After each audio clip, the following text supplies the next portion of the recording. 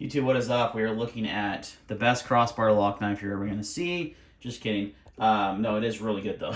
This is the Ohlone. Ohlone, I'm thinking I'm saying that right. Ohlone, please correct me if I'm wrong. Goat AXL. They call this a bar lock knife.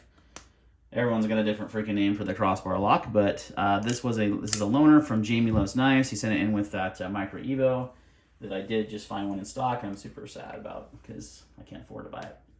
But this guy is surprisingly, so this is also made by Riot, and it is surprisingly affordable. I just found them online. I didn't think they were in stock. Blade HQ has a few variants of their Jade G10 ones with G10 inlays for $265. That's ridiculous. That's the cheapest Riot made knife I think I've ever, I don't know, ever. But usually when they're, working with a custom maker, they're usually in that $350 to $450 range, right? So this is ridiculous that this is this cheap. $265. You get a titanium crossbar lock. You get M390 blade steel. You get micarta inlays on this version. There's some other versions available, like I said, on Blade HQ. And yeah, let's go over the basic specs of this guy before I get too much into it. So you've got a overall length 8.25 inches, so it is pretty good size knife. Blade length 3.5, 0.12 thickness in the. It's a hollow ground blade with a 4.75 inch handle length and a weight of 3.47 ounces. So pretty light for being a big knife. It is a pretty large blade in my perspective. You guys might not think so. So here's the Vosteed.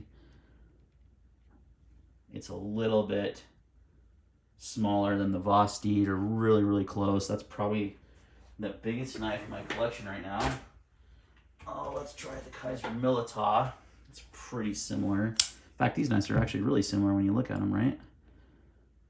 Yeah, they're about the same size, almost identical. And micarta inlays titanium, obviously different locking mechanisms. So, and then let's go with a smaller knife so you can see. And we'll do the Bel Air just because it's handy.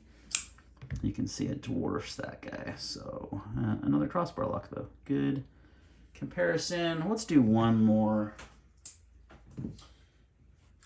Kunwu Django. Boom. Very similar in size to that knife. For some reason, this feels smaller. I don't know what it is. Yeah, so those are your basic specs and size comparisons out of the way. So the nice thing about this knife, it is available, guys. Like I didn't think it was, but it's actually available on Blade HQ's websites right now. I might have an affiliate link for Blade HQ. I really need to do better at that. I'm starting to make videos more often now because I'm unemployed. So what else am I going to do besides look for jobs and make YouTube videos?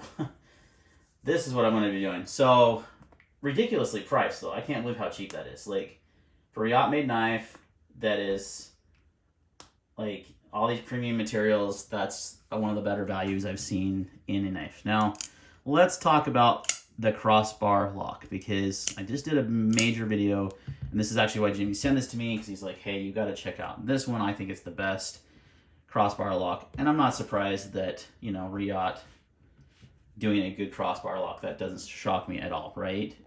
It's not a surprise in any way, shape, or form. So how does it compare to the Kunwus, the Tactile Turn Maverick, which is still one of my favorites? In fact, that's a good size comparison too. This is more expensive though, by like $60. Now this is made in the US, so that makes a little bit of sense. And you got MagnaCut versus M390, which, whatever. Yeah, very similar in size and everything. So, and I've been loving this guy. They're both on washers too. That's the cool thing. Not on bearings. Both washers, phosphorus bronze. So they're gonna have a little bit more durability than a washer knife.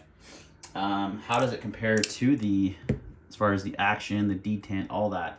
Let's compare what I would think are the best options for crossbar locks on the market, regardless of cost, honestly. I mean, that real steel one though, man, I can't believe how good it is for the money. But how does it compare versus these three? So first off, there's, unless Jamie, he just sent me the knife, so there may be additional springs included, but one of the things that's kind of, I've come to find out, is when companies, they just include additional springs in case they break. They're actually not stronger.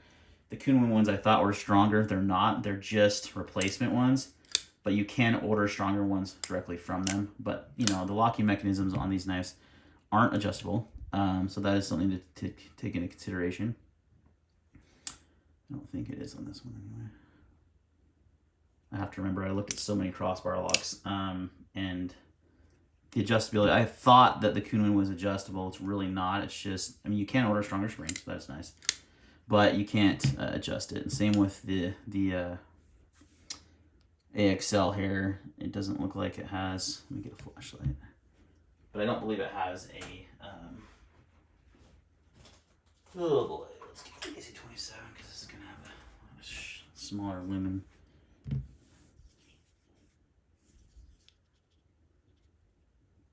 Yeah, you can see, I don't see no way to adjust that. In fact, I don't even see where the spring, wow, I kind of want to take this apart.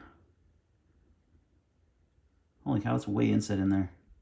So it's got these little pockets way in there that you can't even see the springs. So check, look at these guys. You can easily see. Actually, the Kunlun does it very similar. Maybe I'm just used to Benchmades and stuff where you can just like see those springs. Yeah, the Tactile does it also that way. So maybe I'm just up in the night, but on the other, a lot of those other knives, you can actually see where the springs go in to the holes and see if it's adjustable, like on the Kaiser clutch lock and a few of those other ones. So not adjustable, but that's okay because honestly, the detent is the best on this. You can tell, like you can just tell how it closes. It doesn't like drop shut without a little bit of, you know, you need a little extra, like little gumption there to get it to do it. The Kunlun just falls, like, but I can tell in deployment, you know, and honestly, this guy, that's so smooth, right?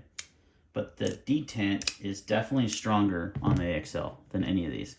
So if that's your biggest complaint of the crossbar lock, but you like them, other than the detent, this is the one to go with. It's going to have a dialed in detent out of the box, really snappy action. I do find it hard to middle finger flick this knife though. You can do it, but you kind of got to get really in there. The thumb studs are like perfectly lined up with the frame, which is nice, but it doesn't, I mean, you can do it. It just takes a little bit more deliberation with doing that. So, and because the detent is a little stronger. So, but other than that, like action-wise, not as good as the other ones, but it's good enough. It just takes a little bit more, and you could probably lube that up a little bit better. But the detent makes up for it, man. It's got a snappy detent. Now, there is no blade jimping up here. And I found the ergonomics to be super good. There's very neutral, any shape handle like this. Like the Milita, honestly, if it wasn't a frame lock, would be a great comparison knife because it's literally the same size, very similar handle shape. You got a hole deployment and a front flipper deployment versus a crossbar or thumb stud, sorry. But, and you can use the crossbar lock, you know, everyone knows that. See how good that detent is though? Like you can't, it's never shaken out of there. So if you want a crossbar lock with the best detent possible, bam, right there. The AXL from Ohlone. Oh my gosh. I'm just going to say Ohlone knives. And that's probably not right, but I'm sure you guys will correct me, 10 of you in the comments. For under $300, $265 on Blade HQ, I'll put a link in the description. You can get the best detent on a crossbar lock out there, made by Riot, super high quality, big, good sized knife. For the size of the knife, it's pretty light. Definitely feels heavier. There is no milling on the scales. And they do use one inset liner on this side that you can barely see. There it is.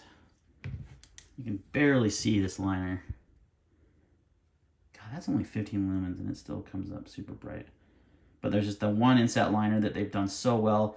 So there's no lighting pockets. They could have lightened up this other side quite a bit, I think, which would have helped with the weight, bring it down even more. But it's not what it is. It's not a big deal. And you got a micarta backspacer. Didn't cover that. So, but for under $300, for those materials. It's a no-brainer.